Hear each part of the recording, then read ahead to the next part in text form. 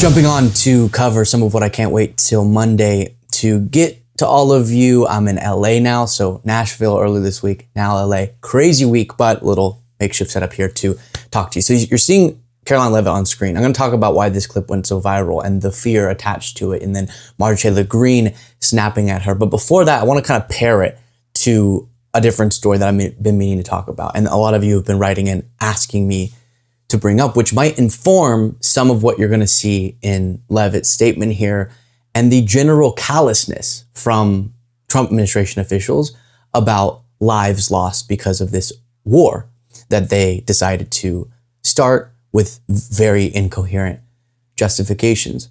One of the things I brought up to you a bunch that has been disturbing me are kind of three statements from three leaders. Trump saying that's the way it is after we learned that American troops had died and were killed by an Iranian strike. That's the way it is. There's going to be more. Trump responded.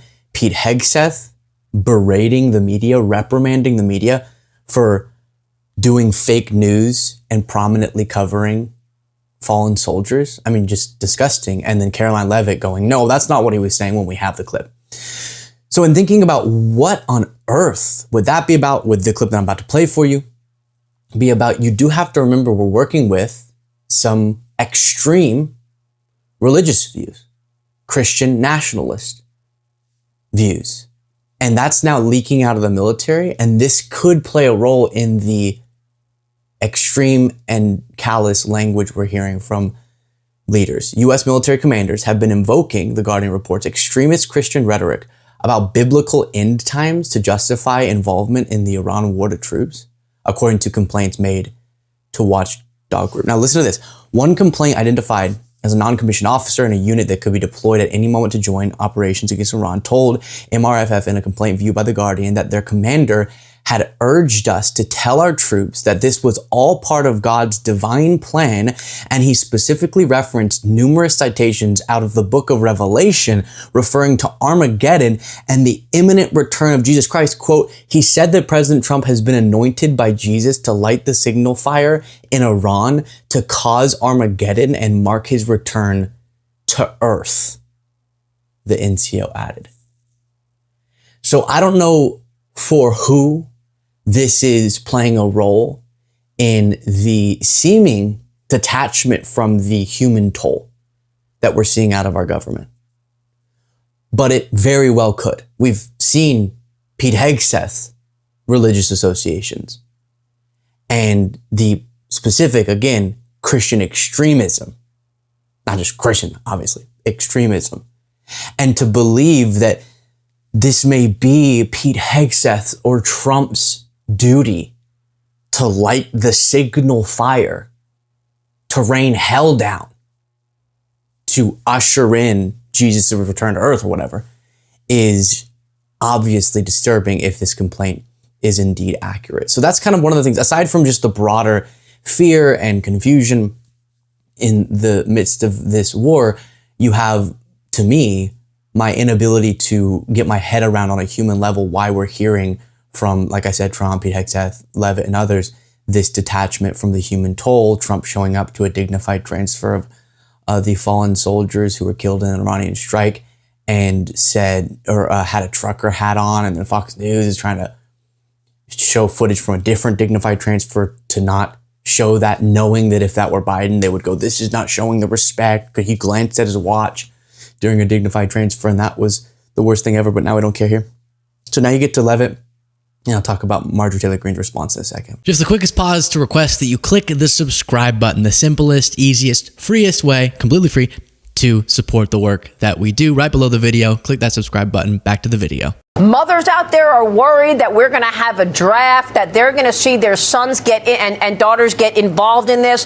What do you want to say about the president's plans for troops on the ground? As we know, it's been largely an air campaign. And let me just pause before I play more of that. So it's an important question because there's no coherence or consistency coming out of the Trump administration. Some are saying this is regime change. This is not. We understand if it were regime change, that would require troops on the ground.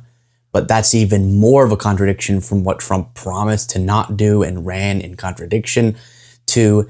And some are going, no, of course, it's ridiculous to think troops on the ground. Others are going, well, maybe a draft Maria Bartiromo brings up, which what Levin's going to be responding to.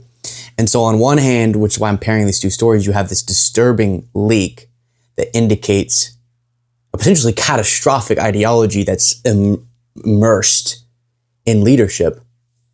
And then separately, you have these very pragmatic questions about the decision-making of the administration. Starting from the beginning, here we go. Mothers out there are worried that we're going to have a draft, that they're going to see their sons get in and daughters get involved in this. What do you want to say about the president's plans for troops on the ground? As we know, it's been largely an air campaign up until now.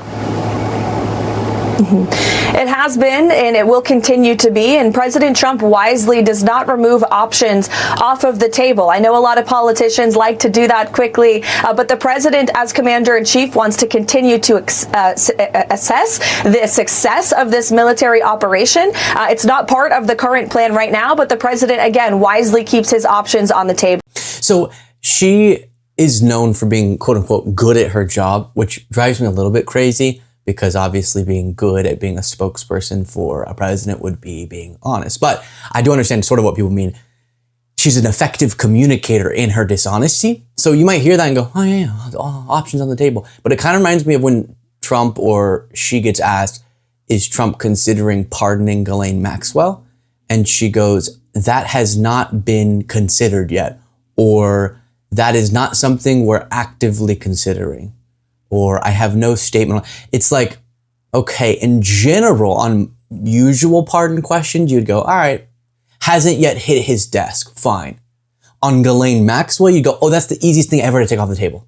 Yeah, keep your options open, keep stuff on the table, but pardoning sex trafficker should be off the table. Similar thing here. I don't know if she missed the question, the part of the question about the draft, but you'd think that's something you could take off the table. And you would think there would be a coherent enough plan that they could say, oh no, we're not looking to do a ground invasion that would lead to dozens, if not hundreds, if not thousands of American lives being lost.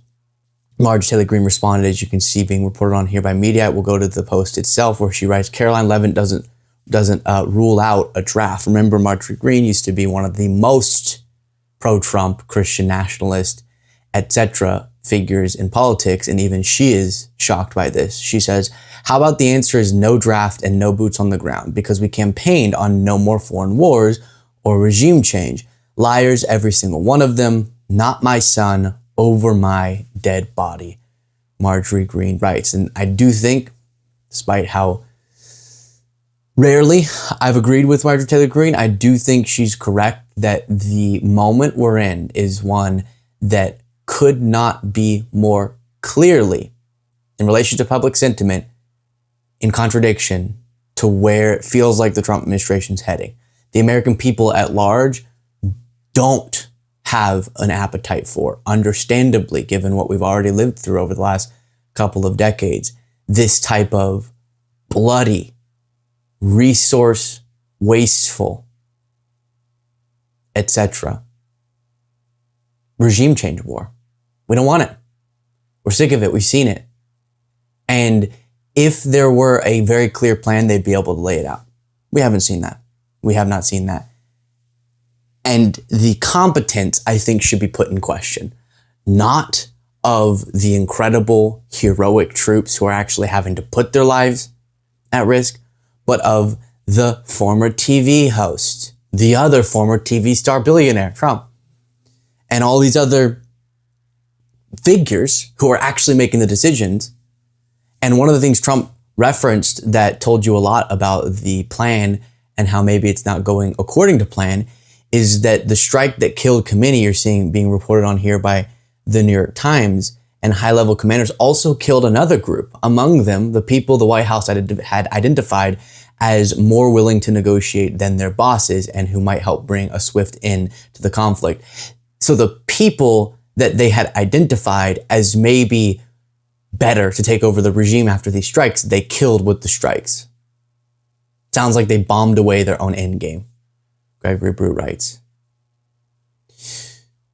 It doesn't seem that they're following a clear, concise, rational plan. And given the consequences, already the casualties, the human toll, and the potential for even more catastrophic consequences, the least they could have is a very rational, thought out plan. They don't have it.